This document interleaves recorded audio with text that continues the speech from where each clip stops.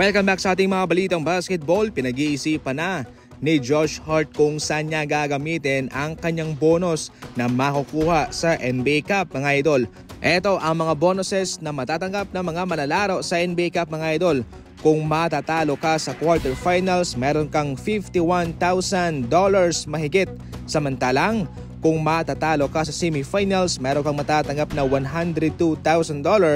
At kung matatalo ka sa championship game, mayroon kang $205,000. At kung ikaw ay magkakampiyon sa NBA Cup, $500,000 mga idol ang matatanggap mo. Ayon pa mismo kay Josh Hart, nag-iisipan niya na kung ano ang kanyang pagagamitan ng kanyang bonus na matatanggap kapag nagkataon. Pwede nga raw na bumili siya ng relo. Sa totoo lang daw mga idol, wala siyang pakialam sa kanyang mga kasama. Ang sa kanya lang ay pinag-iisipan niya kung ano ang kanyang gagawin. Pwede nga raw na bumili siya ng bagong sasakyan. Malaking pera na to, itong mga bonuses na matatanggap ng mga manlalaro. Malaki po yan. Pero syempre, sa mga merong mga milyones na kontrata, barya yan sa kanila. Subalit malaking bagay ito para sa mayroong mga two-way contract, yung hindi naman masyadong ginagamit sa kanilang mga kupunan. Malaking bagay ito, malaking tulong to sa kanila mga idol kahit papano. Samantala, sa talong laban ng Lakers versus Miami Heat mga idol, iyon na ang nasa tuktok na laban ng Los Angeles Lakers sa pinakamaraming tambak nila sa kanilang mga laban sa season na ito.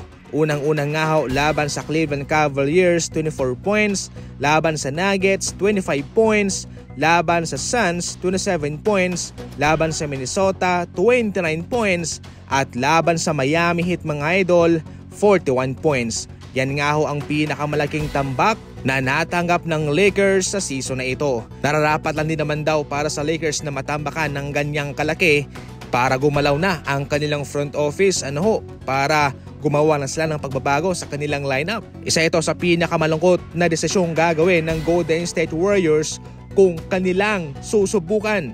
Sa ngayon mga idol, itong si Kevon Looney ay matunog na posibleng galawin ng Golden State Warriors ipasok sa isang trade package para sa isang salary matchmaking mga idol.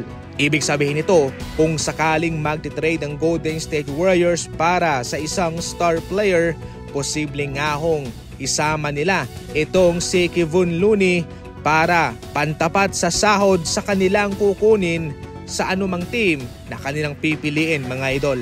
Alam nating matunog ang Golden State Warriors sa mga trade talks at kabilang na nga sila sa mga kupunang aktibong nakikipag-usap sa mga kupunan. Kaya sa ngayon ang tinitingnan na posibleng isama ng Warriors sa kanilang gagawing package ay itong si Kevon Looney. Sa ating nakarang balita, posibleng nga hong maisama pa si Moses Moody mga idol. Yan sa ngayon ang umiikot na mga rumors sa loob ng NBA at sa loob ng Golden State Warriors. At patuloy natin yang babantayan.